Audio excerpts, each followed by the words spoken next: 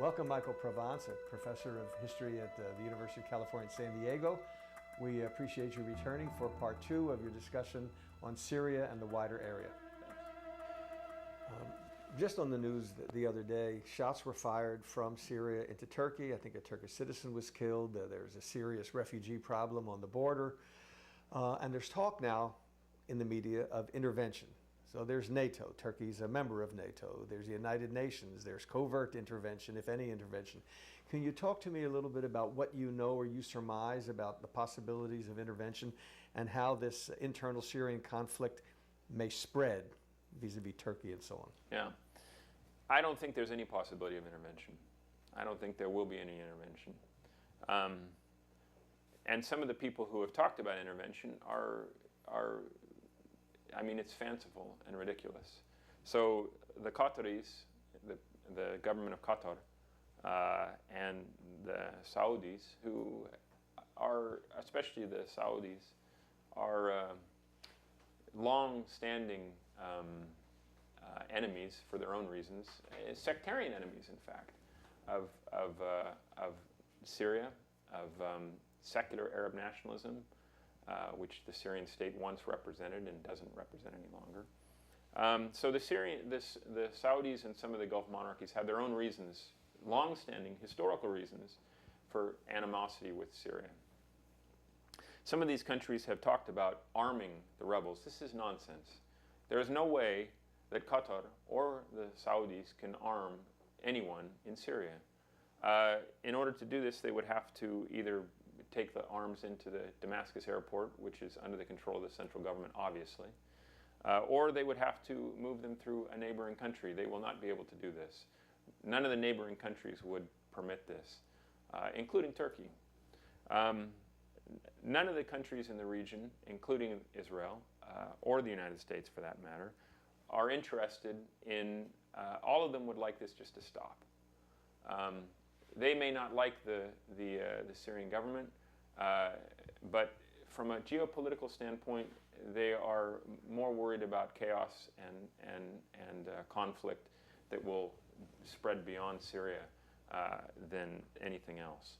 And so the prospect of arming rebels or prolonging the conflict or intervening in any significant way is not in the cards, no matter what anybody says. I mean, it's just not a real possibility.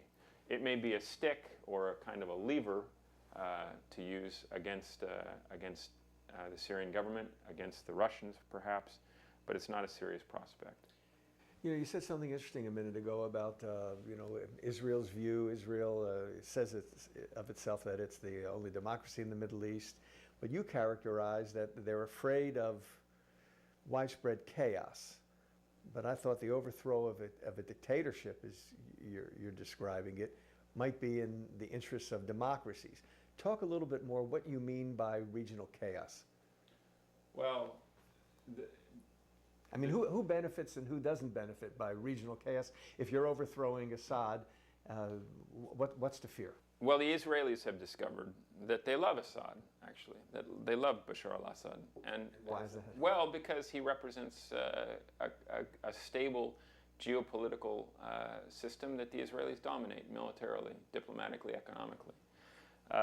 So it's a belated proclamation of love, but it's a proclamation of love just the same.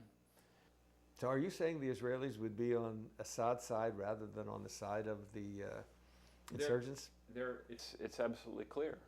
I mean, there's no question about it. And it's been stated clearly over and over again. Last year, in May, I think it was May anyway, the late New York Times correspondent Anthony Shadid was granted a visa to go and visit Damascus. All the foreign journalists, which is to say Arab journalists, Iranian journalists, Western journalists, everybody had been kicked out of the country. Shadid was given a visa to enter Damascus for 5 hours. He went and he interviewed Rami Makhlouf, the president's cousin, the richest man in Syria. And Makhlouf said, only we can protect the Israelis. He said this in an interview. Now, the following day, the Syrian ambassador to the United States, Imad Mustafa, had to issue a kind of a defense in the pages of the New York Times where he wrote, under his ambassadorial letterhead, Rami Makhalouf does not speak for the Syrian government. He is a private citizen. This is a joke. Everyone knows that he's not a private citizen. He's the most powerful country in the person in the country next to the president, maybe more powerful than the president. Nobody knows for sure. And so for him to say, we can destabilize the entire region, we stand between chaos and order, and only we can protect the Israeli government, is a kind of an inversion of the traditional rhetoric of legitimacy of the Syrian state that is breathtaking to behold. It's not lost on the Israelis. It's not lost on the Syrians. It's not lost on the Pentagon or the State Department that a weakened Assad is dangerous, but a swept away Assad is very dangerous. And this is I mean, there are people who are continually engaged in fantasies about the Middle East. We used to call people in the government who held these kinds of dreams neocons, who dream of a giant reordering of everything. But this is a rather marginal tendency these days. And so there are people who would say, well, if Syria goes, then we can do what we want in Syria, and Hezbollah will be cut off in Lebanon, and then we can do what we want there. And then the Iranians will not be able to mess around, and we can do what we want over there, so we can have a war with Syria and a war with Iran and take over Lebanon, and wouldn't it be grand? But fortunately, this is no longer a kind of a standpoint which I think is very widely held, because the self-delusional aspect of it is, I think, more apparent than it was, say, in 2003, when many people in positions of tremendous power in the Bush administration, in Israel and elsewhere, actually did talk about this kind of nonsense and delusional fantasy publicly. So I think that's finished. But this is, I mean, we need to be frank here about what the crimes of the Syrian government are significant and terrible, and the prospects of intervention are minimal. And if intervention takes place, it will not be for the reasons that the Syrian opposition would like. It'll be because it's in the interest of some state, some neighboring state, to do it. Like who? Well, isn't any at the moment, and that's why it won't happen. Because doesn't appear to be in anybody's interest to get involved in conflict in Syria. Arguably, it's not even in the interest of the opposition in Syria itself, because, as I said a few minutes ago, the Syrian government is not. I mean, I wouldn't want to use the word restrained, because I think it's an obscenity to say restrained. Restrained is wrong, but they could be much more murderous than they have been. Not on an atrocity level, but on a level of sheer numbers. And if there was an intervention, if there was a significant military threat posed by the Free Syrian Army within Syria, and there is not today, they are not formidable. They are not in a position to challenge the government or the army on any military basis. But if that changed, the forces of repression would be fully unleashed. And the Syrian army would not be going in with machine guns and light artillery. They would be going in with airstrikes. You're painting a pretty dark picture. So I guess my question is, so where is this going to go? If there's no intervention and the opposition doesn't have the strength to really do what it likes to do, what's the end game? Well, no one knows, of course. But the idea that we have to do something is not necessarily that something has to be done immediately, that we have to act, that other people have to act, I think is as horrible and is heartbreaking and is just miserably sad as that is. I think that there is no useful role that any outside power can really play apart from what is being done now and what has been done in terms of giving people the ability to leave, to flee the country, to be fed in Turkey or in Jordan, to seize the assets of the Syrian government, to put the entire ruling structure under sanction, which has been done, to strangle the economy of Syria, which is in the control of these cadres at the top, to progressively delegitimize internally and externally the Syrian leadership, and to attempt, to the extent possible, to make it more difficult for the government to repress with military means the population. So the UN has a mission, and there was an Arab League mission with observers, and it was unsuccessful. This was some months ago. But at that time, fewer people were getting killed for that period of a few weeks. So these kinds of things are not dramatic, and they're not satisfying, and they don't make people feel better, because so many people, for good reason, are heartbroken and want to do something. But the truth is that most of us are helpless, and doing something may not be, doing the wrong thing could be more damaging to the long-term prospects of the Syrian population than doing nothing. The government is many people, I believe this, and I hope that this is true, the government is morally weakened.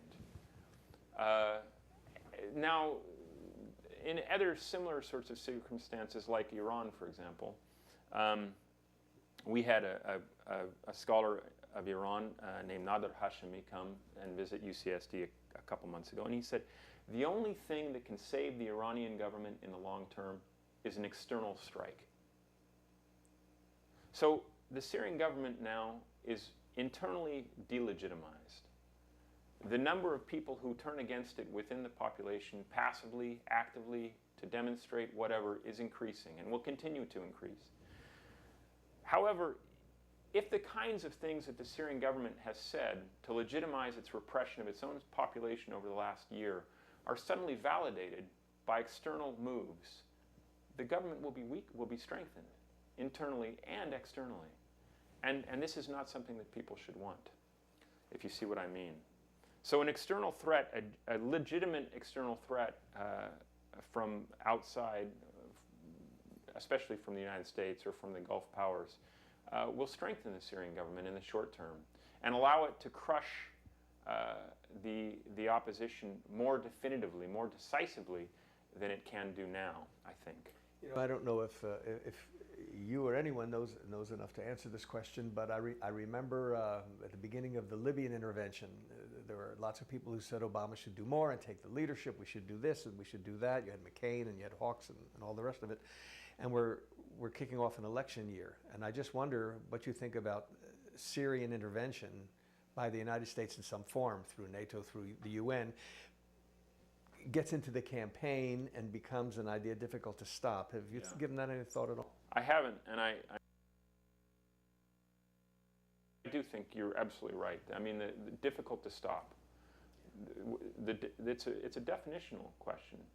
Once we have a kind of something that is defined as a problem, it has to be dealt with.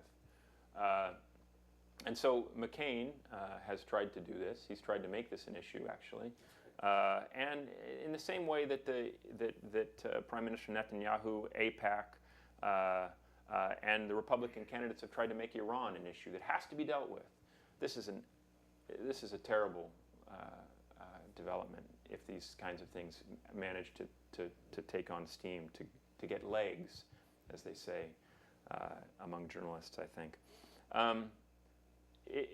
because they make action, they create an imperative for action, which is counterproductive for all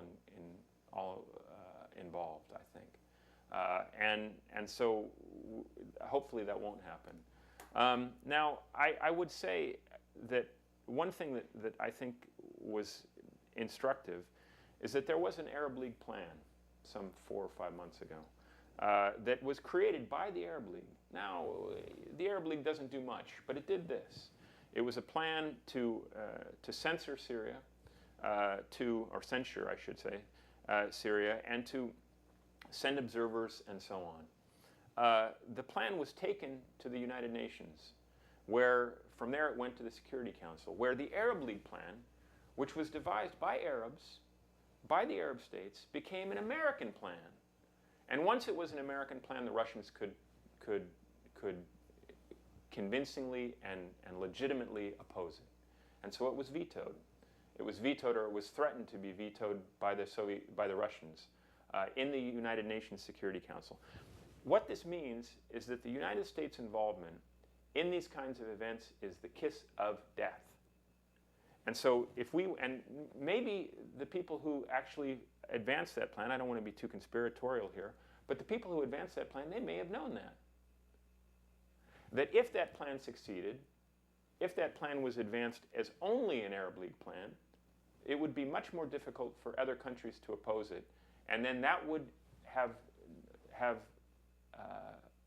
created an imperative for some sort of action. Not military action, but some sort of action. And it's possible, not even unlikely, that the United States at that time didn't want that, and so allowed that plan to go forward with its imprint, knowing that its imprint would guarantee its failure. And so this is the sort of world we live in, where the association with the United States by the Syrian opposition, by the Arab League, can serve to create a dynamic where those movements can be opposed more convincingly by the Syrian government, and that too can lead to greater repression and more military operations by the Syrian government. So I understand this if this would be the Bush administration, but this is 3-point-something years of the Obama administration, where Obama kicks his administration off with a great speech in Cairo, and now you're saying America's still the kiss of death over there. So is Obama a failure in terms of Middle East policy? No, he's not a failure in terms of Middle East policy. He's given what's possible, I think he's done well. He's done well in a way that has thankfully eluded the myopic and not very well-informed punditry in the United States, particularly on the right. So in 2009, Mahmoud Ahmadinejad of Iran was campaigning for his re-election, and he was continually attempting to provoke the American government over and over again. And Obama, to his credit, said repeatedly, well, we're sure that the Iranian public has the wisdom to decide their elections wisely and sensibly, and we won't get involved. So this had the effect of undermining and delegitimizing Ahmadinejad, and forced him actually to be, he was trying to create a response that would bolster his popularity, because many people said, Iranian specialists, that George Bush was responsible, that the axis of evil was responsible for the election of Ahmadinejad and the sweeping aside of the Iranian reformers. So Obama was clever enough not to play this game, and Ahmadinejad was forced to steal his election because of it. If Obama had said, we won't take that, we're gonna destroy you, his popularity, Ahmadinejad's popularity, would have gone through the roof. It would have been unnecessary to steal the election, and he would have been reelected handily. So no one noticed this here. Not one newspaper reported this, as far as I know. But this was what was happening. And it was smart, and it was clever, and it was artful. And I, for one, was impressed. The situation in Egypt was impressive. I'm sure that phone calls took place between the State Department and the generals, and they said, "You got to cut him loose, but we're not going to cut you loose as long as you cut him loose. And by the way, don't shoot people." I'm sure these conversations took place, and you don't have to have a sharp historical sensibility to know that no previous American administration would have been clever enough not to back our dictator until the streets were running with blood, which is what Mubarak would have been happy to do. And if he had thought like the Shah did, and like dozens of others have done before. So this was something new. And he's not, the president, the government, the American government is not going to get any credit for that. But historically speaking, it's new, and it was wise, and it kept people from being killed. And the outcome was sure anyway. I mean, Mubarak was going. So the sooner and I'm sure also that people like Robert Gates and Secretary of State Clinton didn't want to cut him loose, and he overrode those people. Now I'm speculating, but I think that's a reasonable speculation. I saw just yesterday on the news pictures in the cities with lots of tanks. Where Syria get those tanks, and are they being resupplied, and by whom, and what does the United States think of that? Well, the entire Syrian military comes from Russia and from the Soviet Union before that. And the Syrians still owe the Soviet Union billions, which will never be repaid, and nobody expects it to be repaid. From the resupply during the 70s, after the 73 war, from the resupply after 82, when the Syrians fought the Israelis in Lebanon. They lost 70 fighter planes in a single day fighting against the Israeli Air Force, for example. Those airplanes were replaced. So the entire armory comes from Russia. The Russians have long-term relations with Syria, and of course Putin himself is sensitive to the possibility of a popular movement against his government in Moscow, something which actually has been happening. So there's a real coalition of interests there, more so right now, in fact, than in any time in the last 20 years probably, which is a sad coincidence for the prospects of the Syrian opposition. The Russians also have a base in Syria near the eastern, or rather the western Mediterranean coast, a naval base, which they want to keep. It's the only Russian naval base in the Mediterranean.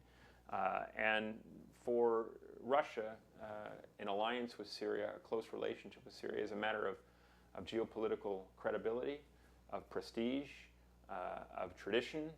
So it's very important to Putin, and not something that will be,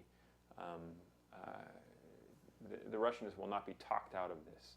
It's not something that they're going to give up on.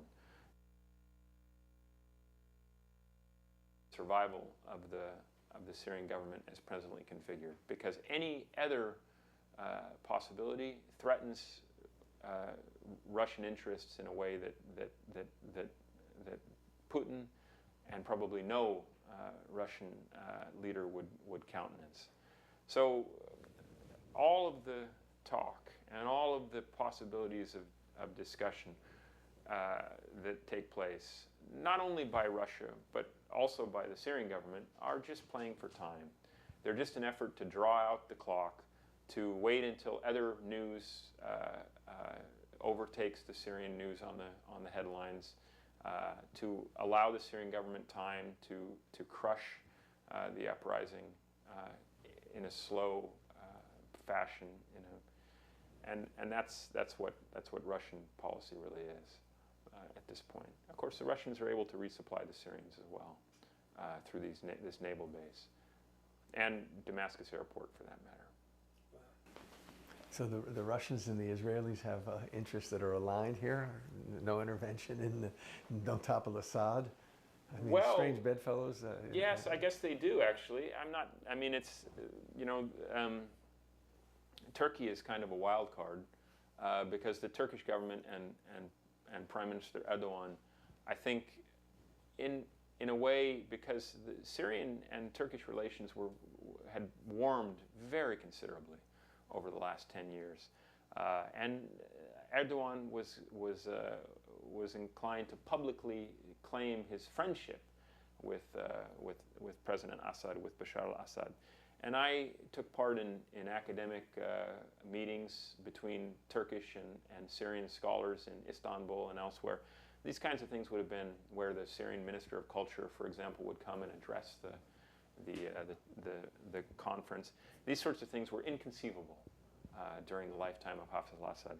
So I think that there's a sense on the part of Erdogan and other high-level Turkish officials of insult, of real grievance against the Syrian government. They are viscerally angry over what Syria has done in Syria. And I think that this is a bit of a wild card. Turkey is a powerful country. It's a NATO country. And it has attempted to enjoy good relations with all the countries of the region. And of course, it's bordering Syria. But there again, there's no real interest. There's no real national interest in invading, or there has been talk of Turkish troops inside Syria, but it's hard to see what interest of Turkey this would actually serve at this point. It's possible, and if something big happens, it's going to come from there. Probably it will come from Turkey, not from any other surrounding power, not from Iraq, not from Lebanon, not from Israel, not from Jordan. Professor Provence, thank you so much for spending time with us. We really appreciate your comments. My pleasure. Thanks very much.